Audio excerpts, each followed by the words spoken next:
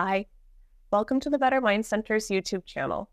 For those of you who are new here, the Better Mind Center is a group of mind-body oriented therapists and coaches helping clients recover from chronic pain, anxiety, and depression.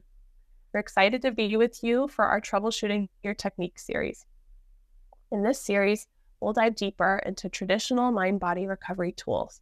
We'll share new perspectives and techniques for you to try during your recovery journey. My name is Rachel Mooers. I'm Alyssa Heskin.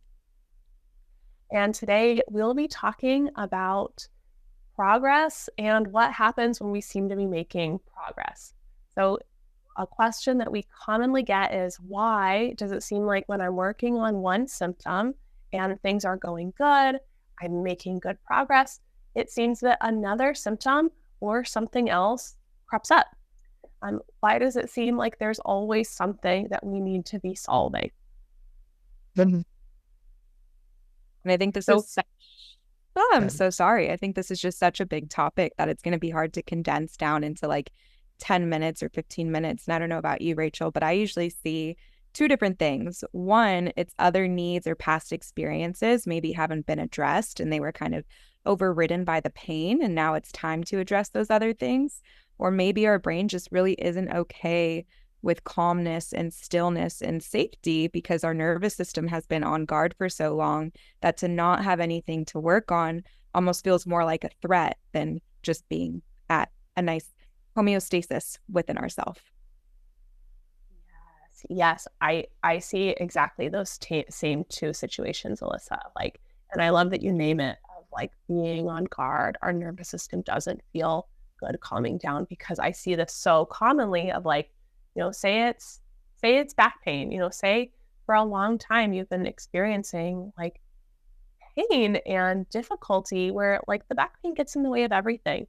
So if that's been going on for months or for years and you start changing, your relationship with it, you start feeling more confident moving or doing things out in the world, or you start doing things differently, it's so common that, now instead of your back bothering you, all of a sudden your knee hurts and you're like, what the heck? Do I have a bum knee now? Or your wrist hurts or something else happens. Such a common experience. Yeah, absolutely. It's almost like I usually use the example of it's like whack-a-mole in many ways. It's like if you played that game as a kid, you hit one and another pops up, you hit another and another pops up. And it can be really distressing because we feel like we're doing so well with our progress. Our pain is alleviating in so many ways. And yet, again, it still feels like maybe the other shoe is going to drop, or that the other shoe did drop, and we don't really know what to do in those situations. And I'm wondering how you navigate that challenge with clients. Yes, I love this question. And I love calling it whack-a-mole. I think that's such like a fun way of saying, because it's such a common experience. And another word, like when we talk about this, that some people might be familiar with, is the symptom imperative. Dr. Sarno's term for, that kind of way that the brain says, well, I'm going to keep you on alert in this way. And if not through your back, then let me do it in this way. So when I talk with clients about this, I think it's really important to name that, if you're having, this happens when you're making good progress. This like pop up over here, it doesn't happen when you're like struggling. It's happening because you're starting to relate to it differently. And our nervous systems, for what they are, they love predictability, even if it doesn't feel good. So even if it sucks, it's like the devil I know versus the devil I don't. So I think it's really important to name with clients after, kind of knowing, okay, you didn't like actually hurt your knee, right? Like you didn't bang into something or something's going on.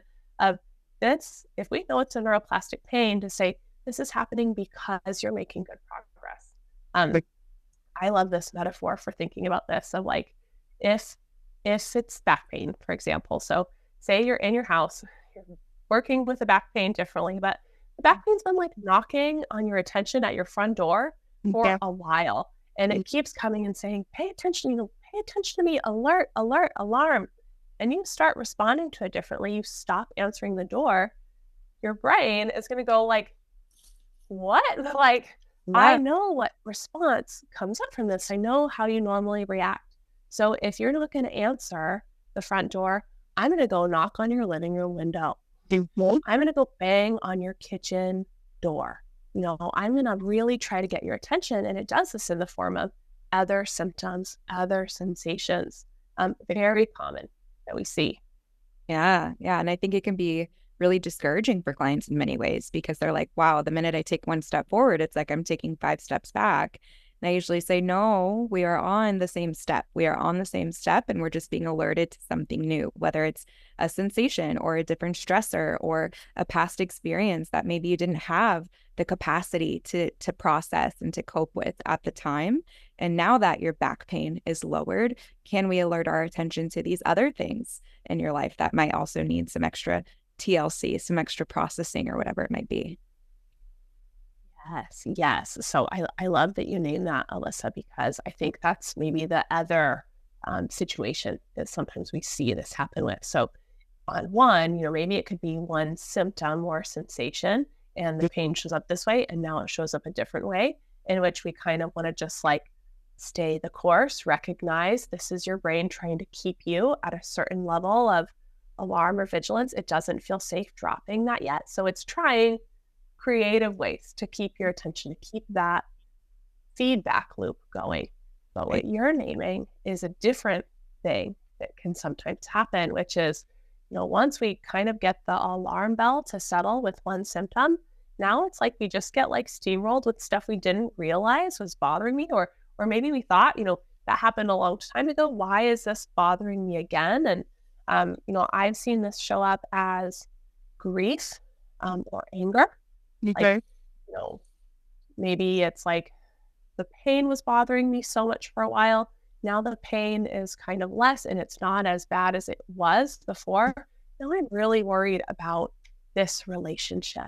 That I'm angry with this person and they're just annoying me and I'm so frustrated and it's showing up in this way. And now that's really bothering me. Or things feeling really heavy that, I thought I was kind of over it, but now it's really weighing on me. And this could be such a, like, to your point, what the heck? I thought I was making progress. Now I feel like crap again. What's going on? And it's this capacity thing of when the pain was taking up all the real estate in you, like it took everything. All those other things that maybe bothered you or weren't okay, they kind of get put on the back burner. And, now that you've kind of resolved some of it, or sometimes I like to use metaphors of like a car, not saying any person is a car or a machine, but, if you had like a car that hasn't gotten some care in a little while, maybe you need an oil change, maybe you need your tires rotated, maybe you have a flat tire. We say the pain is a flat tire and you finally get it fixed. Now you're like, oh my gosh, this oil change is going on. It's not that that wasn't happening before, but it's that as we deal with some of these things that feel like they have really urgent need, other things start to say, okay, hey, what about me?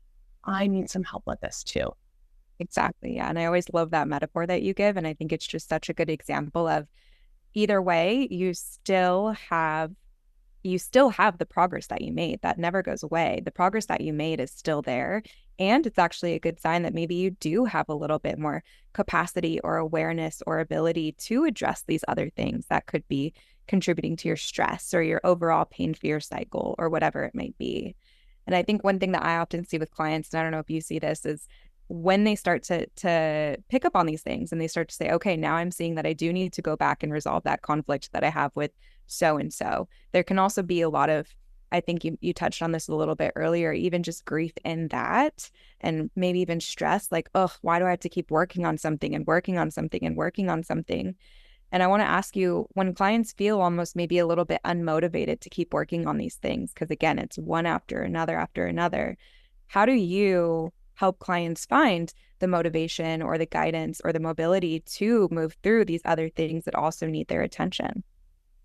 That's such a good question, Alyssa. And I think a lot of people can resonate with that of like, another thing, like when does it get easier? I think my response in that is to settle, like to really ground into the progress that people have made. So I find what's really useful there saying like, well, wait, like before we jump to the next thing, to this other issue that's coming up or this other something, let's take note again of how much progress you've made with the back pain. For example, like think of what it was like when you started this, how you related to it, the impact it had on your life, what you did and didn't do because of it. Yes, and now look at how you're relating to life because of those things. Like, have you gained some confidence, something? Have you started doing an activity that you miss, that you haven't done in a long time? Grounding in progress is so important because, one, we have to teach our brain to pay attention to the good. It will auto-filter and jump to all the minds and all the worries. And we have to, it's a habit to cultivate, to say, wait. No, this is a positive thing, or this is a wonderful thing, and I can slow down and savor this. And I think, so that's one piece, is we really want to take note of our progress and cultivate like confidence around that, cultivate like celebration around those things, and like really take ownership of, that's because I did the work. You did the work. Like, you've done that. That is your victory to own. And second, I think it's recognizing, like it's a step at a time. Like the same way you don't resolve one thing, these things that come up, like they're not all going to get solved in one time. So how can we balance this, taking, doing some of the work plus the rest, plus the enjoyment and lightness? And I love to ask people, like, what are the things you love to do? Can we do that? Like, we can't underscore the importance of ways that we play, ways that we have fun, ways that we rest that feel good to us, and doing that so that we can have the resilience to work and to also know it doesn't always have to be work. Like, play and rest and silliness, these things matter so much too, and are a cue of safety to the brain of, we don't play if we're scared, like we play when we're like, I can. So it's a positive signal to the brain to say, ooh, I got to do something fun today, whatever that looks like to me. Yeah, absolutely. And I love that you include this idea of play, because I feel like it can feel so taxing and heavy to constantly feel like we need to be working on something, whether it's our pain or something that's popped up because the pain has gone down. And I think play and fun and lightness is also so important. And just really, I think at the end of the day with my clients, I always kind of reinforce what I think Christy reinforces a lot, is listening to your own internal compass.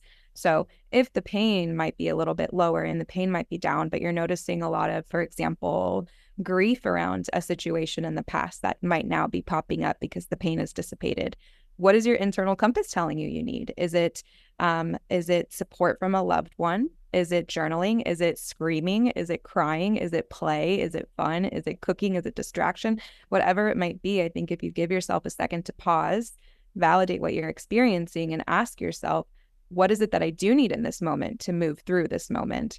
And just kind of listen to your body in that way, it will tell you. It so will. And I think it's a practice to learn that. But if you learned it with the pain, you can absolutely learn it with all of these other psychological stressors and kind of symptom imperatives that pop up.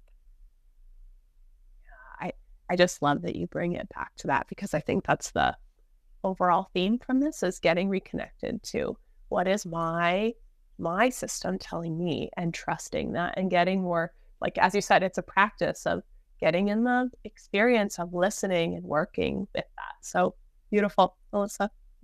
Thank you. So we hope that this topic, some of these things, like, makes sense as to why we seem to have these like things that throw us off the rails, or what's going on when we're making progress. And I hope anyone who's listening really takes away that this happens because of the progress that you're making, and that you are, turning the ship, so to say, and to trust in that, to celebrate the progress that you've made thus far, to know and highlight the progress that you've made, and to know that you can keep going in a way that feels reasonable and tolerable and realistic. So thank you all for joining us. If you are looking for one-on-one support, or if you would like to stay connected, please reach out to us at bettermindcenter.com or at better.with.christy on Instagram, or subscribe to our channel to watch other videos. The links are down below. Until next time. Bye.